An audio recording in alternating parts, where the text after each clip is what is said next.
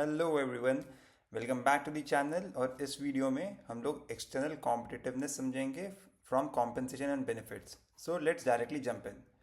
So what is external competitiveness? इसके नाम से ही समझ में आता है कि हम लोग बाहर से कैसे कम्पीट कर रहे हैं। ठीक है, for the case of compensation and benefits it means कि how an organizations pay is compare to the external labour market. अब लेबर मार्केट में जब हम कंपेयर करेंगे तो तीन ऑप्शन होंगे, या तो हम उनसे ऊपर होंगे एक्सटर्नल मार्केट के पे से, या हम उनके बराबर होंगे, या हम उनके नीचे होंगे। अब ये इम्पॉर्टेंट क्यों है कि अब मैं जितने अच्छे पैसे दूंगा या जितना अच्छा पे करूंगा, my probability of attracting and retaining good talent increases. But जब मैं ये कर रहा हूँ, अगर मैं सबसे ज़्यादा पे करूँगा तो मेरी लेबर कॉस्ट उतनी ही बढ़ जाएगी। जब मैं मिडिल में पे कर रहा हूँ तो मेरी लेबर कॉस्ट चेक में रहेगी, और जब मैं बिलो पे कर रहा हूँ तो मेरी जो लेबर कॉस्ट है वो सबसे कम आ रही होगी। अब ये मैटर क्यों करता है? जैसे हमने बताया कि अट्रैक्टिंग हाई परफॉर्मिंग कैंडिडेट्स, ज़्यादा पे करोगे तो हाई परफॉर्मिंग कैंडिडेट्स अट्रैक्ट होंगे आपकी कंपनी के लिए। Helps in retaining top talent, true. Ensures fairness in employee perception, maintains cost efficiency. क्योंकि आप किसी भी एक एम्प्लॉय को, वेदर पर्सन बेस्ड स्किल हो या फिर job based, weather person based structure हो या जॉब बेस्ड स्ट्रक्चर हो, आप किसी भी एम्प्लॉय को कुछ भी पे नहीं कर सकते।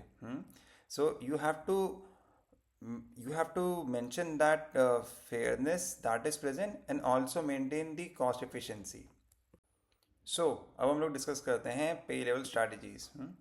First is lead the market. अब lead the market, above the market level pay करना। क्यों? बिकॉज हमको अच्छे टैलेंट को अट्रैक्ट करना और रिटेन करना है। Match the market, at market level pay करना है। क्यों? Because we need to stay competitive but at the same time we want to be cost balanced. अब लैग द मार्केट मतलब आप मार्केट से कम पे कर रहे हो। अब ये क्यों कर रहे हो? Because at this time you might be giving in other benefits to the employees.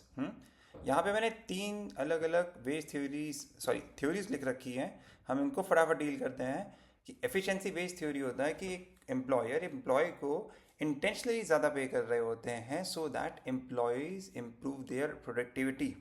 It helps them to better attract talent and lower their turnover. Next is signaling theory. अब P sends a very strong signal on how well is the company values, standards and expectation. Highest salary अगर होगी किसी company की, so it may reflect high standards, prestige and performance orientation of the company. Whereas low salary might include cost consciousness of the company. और अगर variable पे ज़्यादा होगा एक सैलरी में तो इट माइट रिफ्लेक्ट कि कंपनी आपसे बहुत ज़्यादा परफॉर्मेंस एक्सपेक्ट कर रही है। Next is reservation wage concept. अब हर कैंडिडेट का एक मिनिमम एक्सेप्टेबल पे है। मान लीजिए मैं आज यहाँ पे 100 रुपये अगर आप मुझे देंगे तो मैं काम करने के लिए तैयार हो जाऊँ। अब क्यों? It is shaped by the skills, the location, the market conditions, my personal financial needs. Employers को अगर किसी कैंडिडेट को ज्वाइन करवाना है, सो मे दे हैव टू मीट और exceed this reservation veg.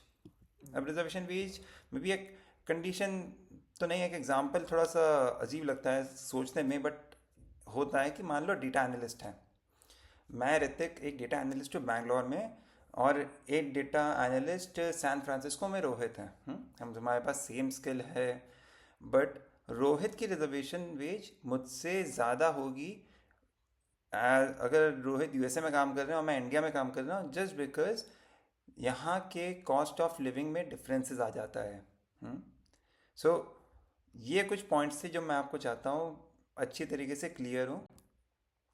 I think इस वीडियो में हम लोगों ने शॉर्ट एंड स्वीट तरीके में एक्सटर्नल कॉम्पिटिटिवनेस को डील किया है। नेक्स्ट वीडियो भी हमारी एक्सटर्नल कॉम्पिटिटिवनेस पे ही होगी, जो बचे हुए पार्ट्स हैं। अगर आपको ये वीडियो अच्छी लगी हो तो please like, please share it with the people who it might benefit. और तब तक के लिए बाय बाय।